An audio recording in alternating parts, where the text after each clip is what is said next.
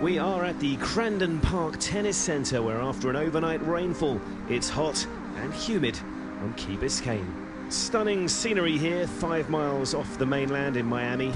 4 of the world's top 10 players were in action on Saturday for the conclusion of the second round at the Sony Open Tennis.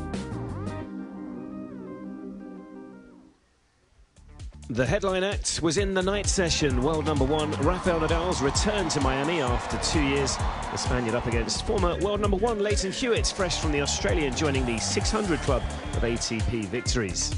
Hewitt has beaten Nadal 4 times, but not for 8 years, and there were few signs in the opening set that the Aussie would be upsetting the form book in Miami.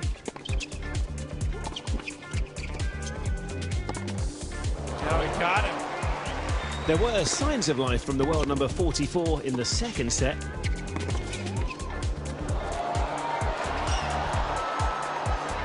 Almost made it.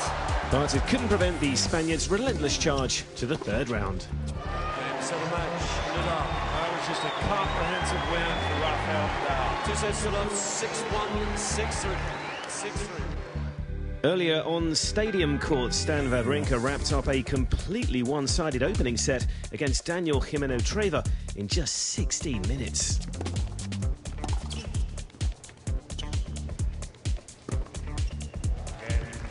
Wawrinka has been just perfect. With the Australian Open champion perhaps feeling he was already on his way back to the locker room, 23 unforced errors in set 2 then provided the Spanish world number 99 a route back into the contest. So casual on the volley. The loss of set 2 though simply spurred the Swiss star back into action. Too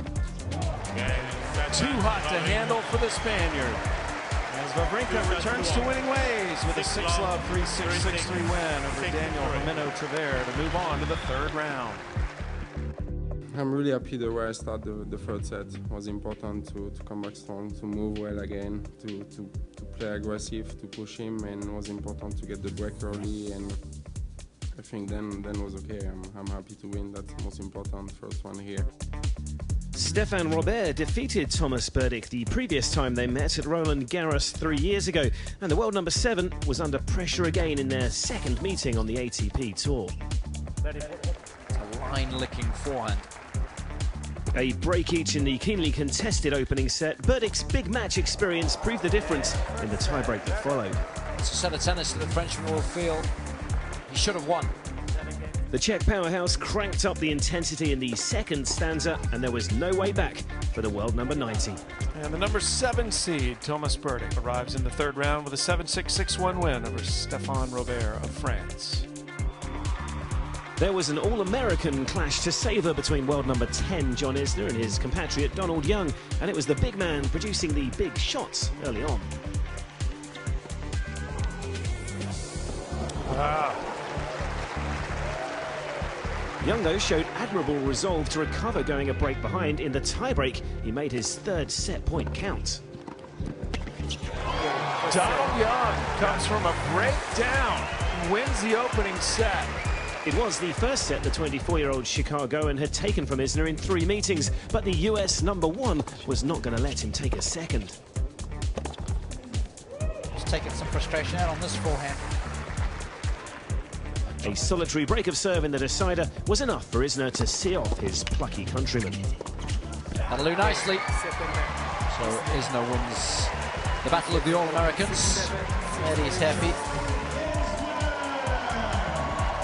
Next for Isner will be 18th seed Nico Almagro after the Spaniard defeated another local star, Sam Querrey, in straight sets.